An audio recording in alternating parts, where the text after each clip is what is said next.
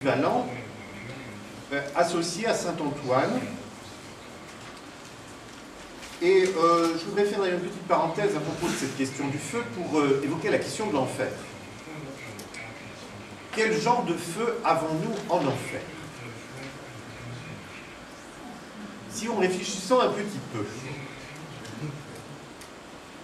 en bonne, je dirais, tradition chrétienne, l'enfer est un lieu de punition. Bon.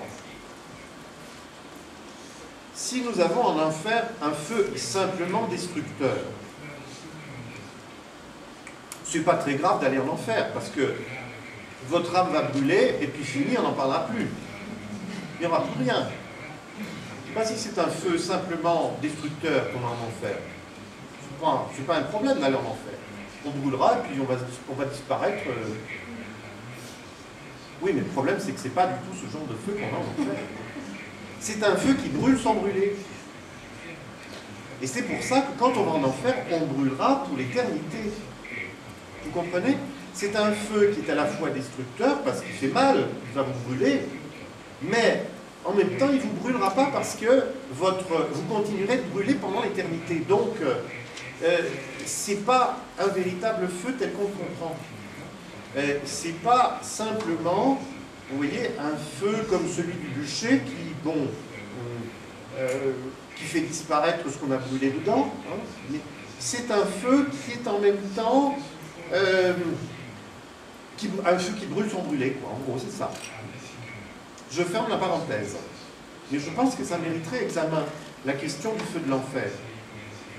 C'est la question d'un feu purgatoire aussi, hein, le feu qu'on appelle purgatoire, parce que le purgatoire est aussi un lieu où on brûle, mais il n'y en a pas longtemps. C'est le contraire de l'enfer. On brûle un petit peu. Il faudra pour, je dirais, se purifier un petit peu des péchés qu'on a commis. Mais le feu de l'enfer, lui, c'est un feu permanent, donc il brûle sans brûler.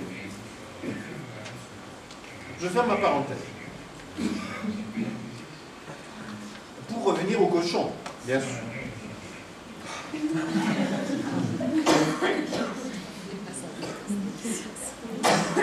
Saint-Antoine, le feu et le cochon.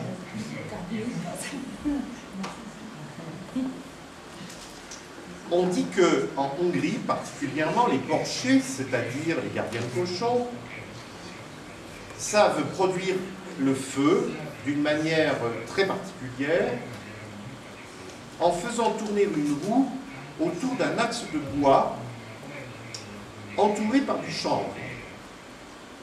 Mais une fois qu'ils avaient allumé ce feu de manière très très particulière, avec une technique très spéciale, ils faisaient passer les porcs dans ce feu pour les préserver de la maladie. Cette coutume, Fraser, que j'ai mentionnée tout à l'heure, l'a retrouvée également en Allemagne, dans beaucoup de régions. Et il nous explique que c'est pour éloigner les maladies du bétail qu'on fait traverser ce feu par les cochons, puis on fait aussi traverser les vaches, et puis les oies, enfin tous les animaux qui sont jugés importants pour la communauté. Alors, il est très probable d'ailleurs que ça ait vraiment marché, pour des raisons qu'on commence à comprendre aujourd'hui, puisque le feu peut avoir pour fonction de stériliser tout simplement un certain nombre de microbes, hein, des animaux, et même si les conditions d'hygiène dans ces régions-là et à ces époques-là étaient parfois douteuses, eh bien, tout simplement, en utilisant ces techniques, on finissait par protéger son savoir des animaux, mais pour des raisons qu'aujourd'hui on arrive à expliquer autrement, hein, simplement en stérilisant, comme on stérilise aujourd'hui des outils, des outils chirurgicaux ou autres.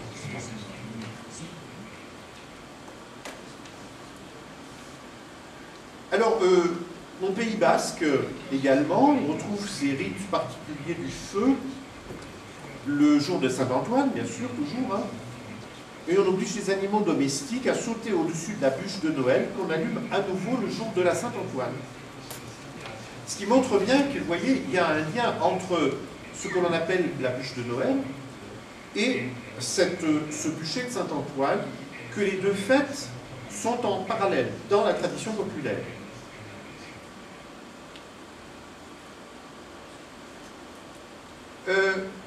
On bénit également le jour de la Saint-Antoine des clochettes, qu'on va ensuite attacher au cou des animaux. Ces clochettes étaient réputées éloigner le mauvais sort et les mauvais esprits, mais vous vous souvenez d'hier du petit film que je vous ai montré, avec ces cloches du Pays Basque aussi, qu'on fait retentir au début de février, donc pratiquement dans le contexte des fêtes de Saint-Antoine, pour éloigner les mauvais esprits, les démons.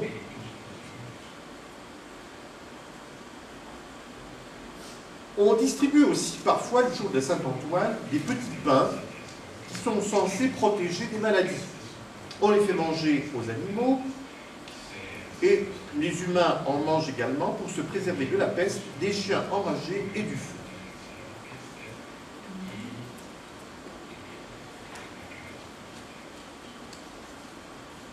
Mais il y a encore, le jour de la Saint-Antoine, une coutume très importante en Espagne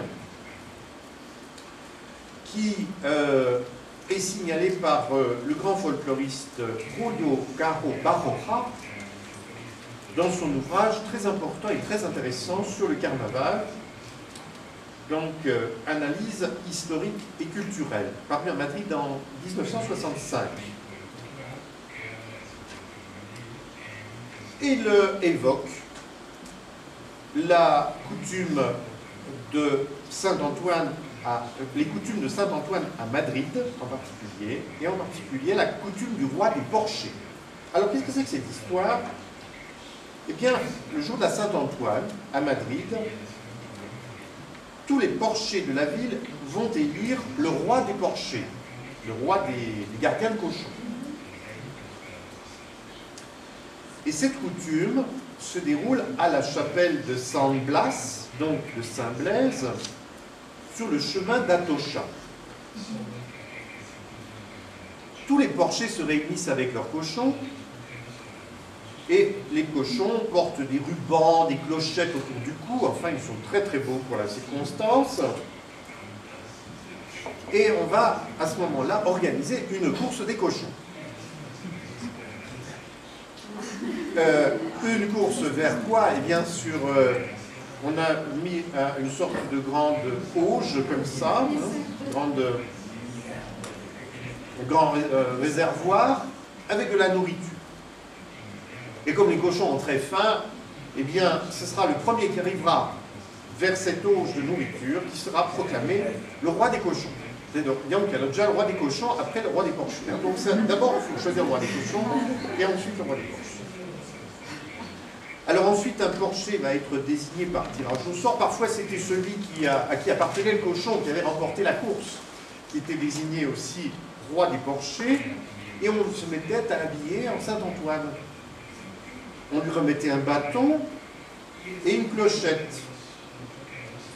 On le faisait monter sur un âne, et on l'emmenait ensuite vers l'ermitage de Saint-Antoine qui se trouvait à proximité. Alors ce qui est très intéressant, c'est que la fête du roi des cochons, là, et du roi des porchers, associe Saint-Blaise et Saint-Antoine sur le territoire de la ville de Madrid. Hein. Et donc ça montre bien que les deux saints, d'une certaine manière, ont une relation. Ils ont une relation déjà dans le calendrier, puisque je rappelle que Saint-Blaise est fêté le 3 février, c'est-à-dire à une quinzaine de jours de Saint-Antoine.